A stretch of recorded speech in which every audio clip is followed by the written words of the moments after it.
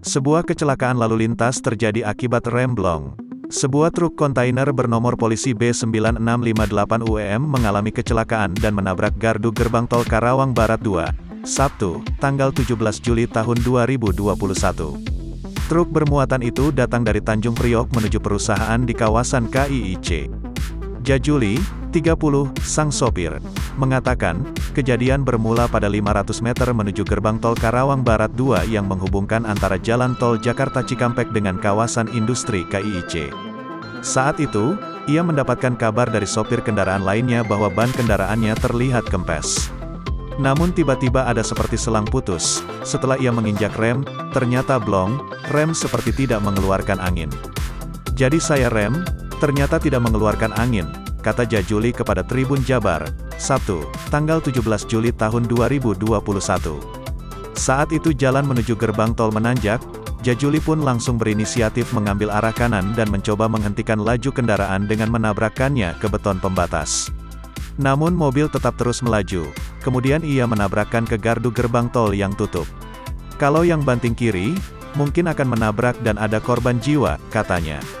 Setelah menabrak dan menghancurkan muka gardu, truk pun terguling ke arah kiri dan menutup sebagian jalur di gardu yang tutup.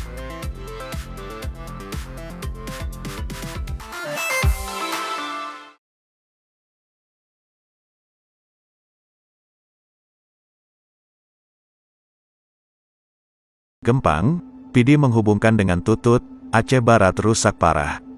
Kerusakan jalan tersebut mengakibatkan satu mobil L300 pickup yang meluncur dari arah Melaboh, Aceh Barat terjungkal karena gagal mendaki di jalan tersebut, Jumat, tanggal 16 Juli tahun 2021. Video berdurasi 2,7 detik itu memperlihatkan detik-detik L300 pickup terjungkal di tengah jalan.